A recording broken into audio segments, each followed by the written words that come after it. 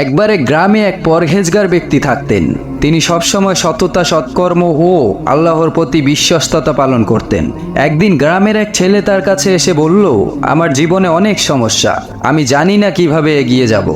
তখন তিনি ছেলেকে এক অদ্ভুত প্রশ্ন করলেন, তুমি যদি একটি বীজ মাটিতে পুঁতে রাখো, তুমি কি জানো সেই বীজ কখন, কিভাবে, কতটুকু বড় হবে?